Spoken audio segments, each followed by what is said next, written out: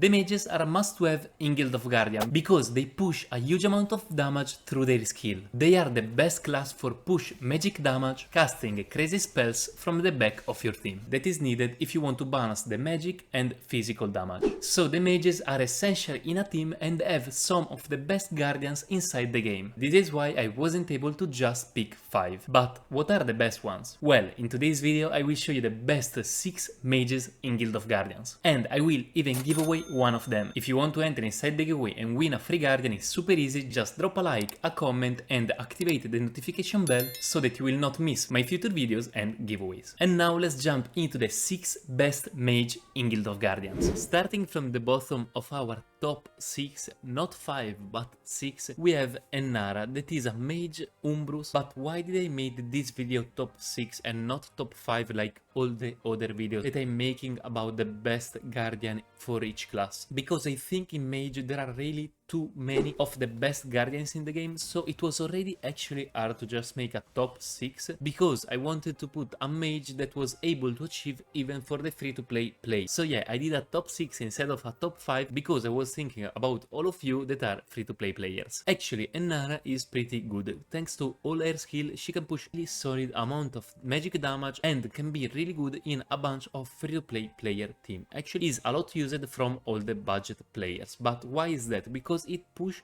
a really solid amount of damage. Ultimate of Ennara is an AoE and is Umbral Storm, where Ennara creates essentially a storm that explodes after a short of time and will make 285% of the attack as magic damage, and other than that will even cause a knockback. This is your DPS in your free-to-play player team, so you are really interested into this 285% of damage. Then the second skill is Tornado, that is a CC, but actually it's not just a CC, it makes even a huge amount of damage because it summons a tornado on the closest enemy that makes 325% of the attack as magic damage and even immobilize them. So it's literally a huge amount of damage, 325 for magic damage. The difference is that Umbral Storm is an AoE, so essentially can target multiple enemies while Tornado can't, but still, even Tornado is a really amazing skill. The third skill is Dark Skies, that essentially will create a lot of little cloud where for the next 10 seconds there will be lightning that will strike the enemies that will trigger their ultimate, and if they do so they will take 325% of the attack as damage. So I think this skill is actually probably the best skill of Ennara, most importantly in adventure, where the enemies are not smart and they will most likely still utilize their ultimate, when instead in PvP, so versus the other players, if someone is smart they just wait this skill to end for activate their ultimates. But still is a huge amount of damage and will delay for 10 seconds their ultimate. The last skill is a passive and is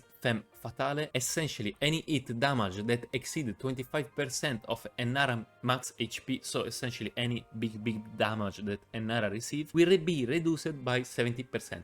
So it's actually a big reduction, but it doesn't apply on all the damage, but just on the damage that essentially make 1/4 of the health of Ennara, so likely just on the skills. This is why I don't love this passive, as I said, it's pretty hard to proc. And Ennara is even the guardian that I will give away, so if you want to win a free legendary guardian, remember to drop a like, comment and activate the bell for don't miss all the other videos like this one and even other giveaways. Okay, and now let's start with the top 5 instead. And in the 5th position we have Elia, that is a Cinder, and actually I was thinking if putting Tamamo or Elia, and I ended up putting Elia. I think even Tamamo could be there, but the difference is that Elia is more easy to upgrade since you can upgrade with the earth and so on, when instead Tamamo need more Tamamo copy and each copy is like $100, so yeah, it's really hard, and this is why I decided for Elia. Other than that, she even push a solid amount of damage, but most importantly, she is really useful with her CC and other buff that are really good. So let's go check her skill. So the ultimate is an AoE CC that will charm all the enemy in a frontal arc, so essentially in the front of Elia, and the charmed enemy will attack their ally for up to 7 seconds. So this is actually even a lot better than a stun for 7 seconds.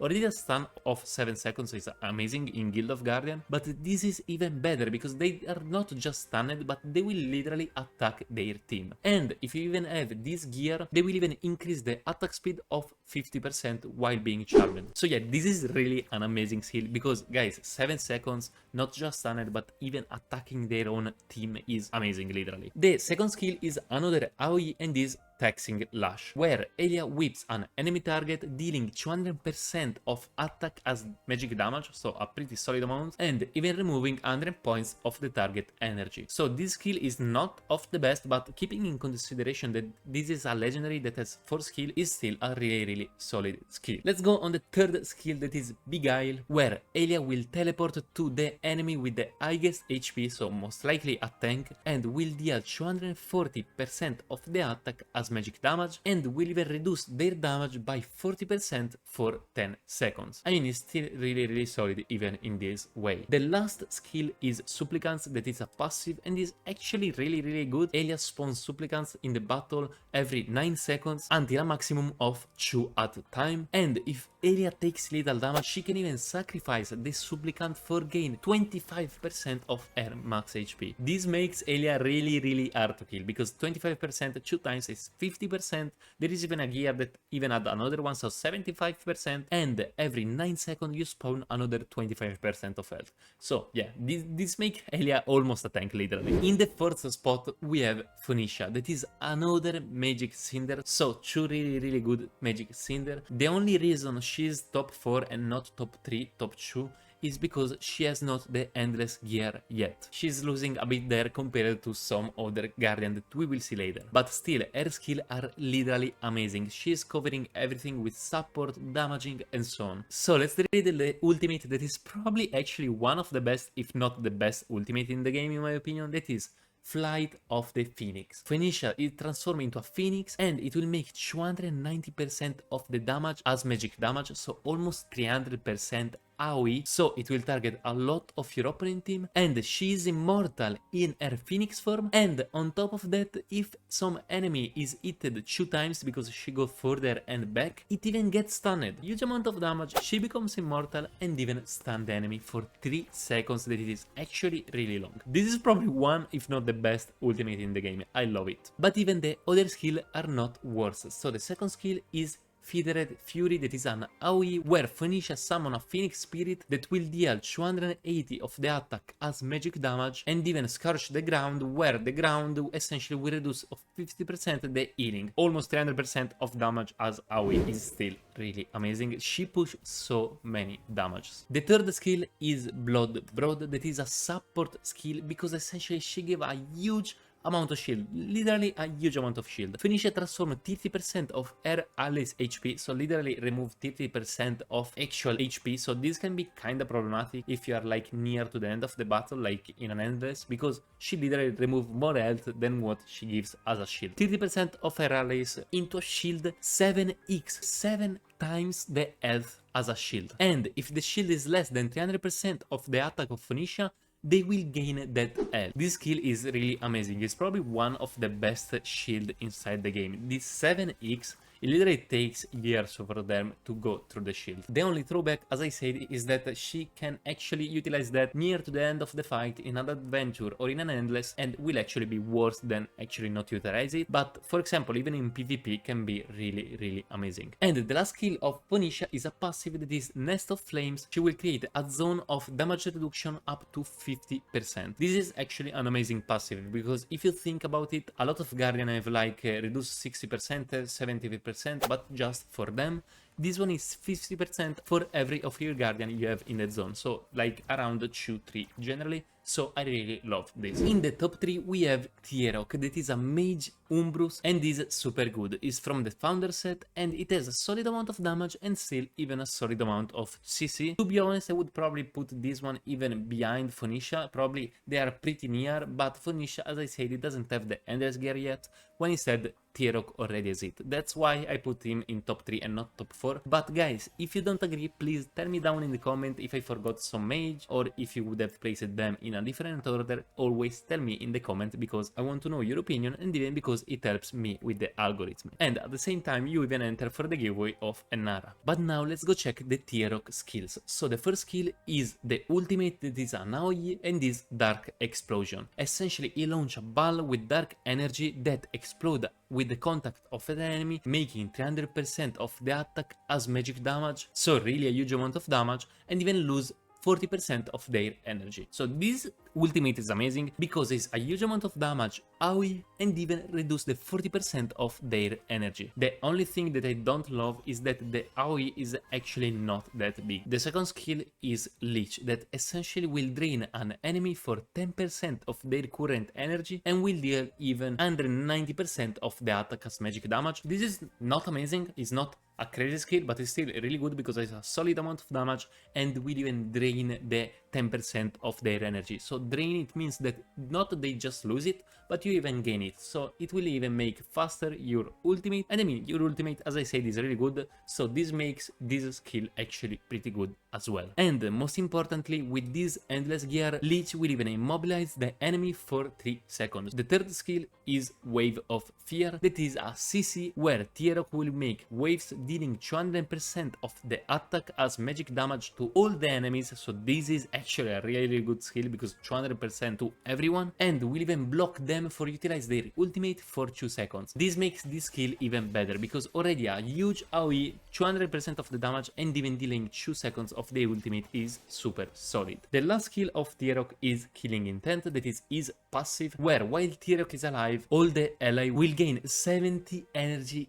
every 3 seconds. This skill is actually pretty good. Obviously it kinda depends from your team. If your team is a lot composed by magic that have the best ultimate inside the game, this passive will be amazing. While instead if you have no mage other than T-Rock, this passive will be a bit worse. But still you are always happy to get 70 energy every 3 seconds on all your guardians. In the top 2 we have Tianlong, that is a mage Idris. It is super strong. I would probably put Tianlong, Phoenicia and T-Rock all kinda on the same spot to be honest, but I had to choose from them and I chose it in this way. All of 3 are really amazing. Probably you should decide whether you are going for a Cinder team, a Idrisin, and so on, but all of them are really amazing. And then we have the top one that is actually just the best mage in the game. Tianlong is from Gen 1 set, so this means that we'll be able to get inside the game like Phoenicia and Tamamo, so this makes Tianlong a lot better for all the free-to-play players. They actually can farm this one for free inside the game. But why is he so good? Because he just push a huge amount of damage and he has even a lot of leeches, so it's kinda even harder to kill. But how he does all of that? Well, thanks to his skills that are the ultimate is Dragon's Swarm, that is an AoE. Essentially he summon a swarm, this kinda bluish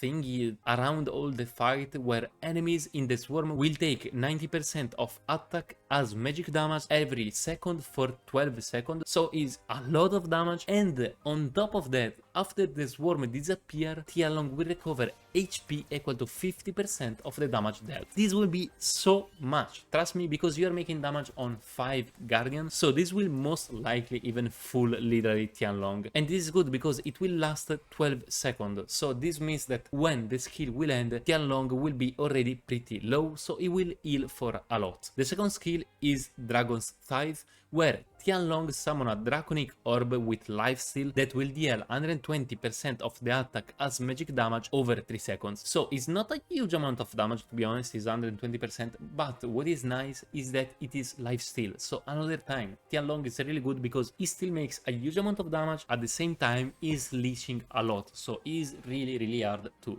kill. The third skill is Dragon's Roar, that is a CC where he will target the nearest enemy dealing 200% of the attack as magic damage and even silencing him for 4 seconds. He will not be able to activate his skills. But what makes Tianlong making a huge amount of damage is his passive, that is Dragon's Blood. Essentially while at full HP, so kinda all of the time because he has so many lifesteal as we saw, Tianlong will gain 50% of the attack, literally half of the attack additional, and all that attack will even scale on all the other skills and if you even equip him with the gear, with attack gear, that will scale a lot more because you have even the 50% there, and then you even scale on all the other skills. So yeah, you for sure want to equip Tianlong with a lot of attack, and it will make a huge amount of damage and a huge amount of lifesteal. So Tianlong is really good, Tierok is really good, Phoenicia is amazing. Why are them not first? Well, because the first spot it has to be of Leah, that is a mage Solas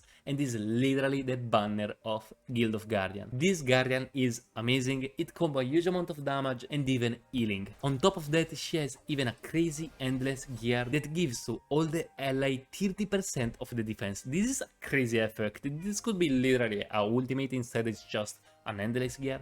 30% of defense to everyone is already amazing, and on top of that she has even an amazing skill set. So let's go with the ultimate, that is Starfall, that is an AoE where Leah will summon stars from the sky that will hit the enemies 5 times, dealing 90% of the attack as magic damage, and each strike will even increase 10% of the damage. So it will just make more and more damage, but even at the first time, 90% of damage 5 times, it means almost 500% of the attack as magic damage. That is crazy, and even the AoE range is really wide, so this ultimate is just amazing. The second skill is Solar Flare, that will target the nearest enemy, dealing 230% of attack as magic damage, so really a solid amount, and on top of that will even restore HP equal to 150% of Leah's attack to the near allies, so not just making 230% of magic damage, but even heal for 150%, not just one, but all the near allies. So this skill is just amazing. Push a lot of damage, heal a lot your team, you don't want anything more. The third skill is Sacred Blessing, that is a support skill that will increase all the ally attack of 30% for 6 seconds. So not only you increase all the defense with the endless gear, you even increase all the attack of all your party. This is why Leah is amazing. She has a huge amount of damage, she even heals, and she buffs both the defense and the attack. This is why she's totally the best mage in the game. And the last skill is her passive, that is Holy Light, where Leah's crit is increased by 30%. I mean, it's still a really solid passive. To be honest, of this skill set is the one I like the least. Everything she has with damage, healing, buffing attack, buffing defense, she just has everything, and this is why she costs $300. And this is even why I still put Enara, for make happy all my free-to-play player friends and even giving them away a free legendary. So yeah, remember to end. If you liked this video about the best mage, you will for sure enjoy even this video about the best warriors in Guild of Guardians. Or try to check this playlist with all the best guardians in each role. And I guess see you to the next video.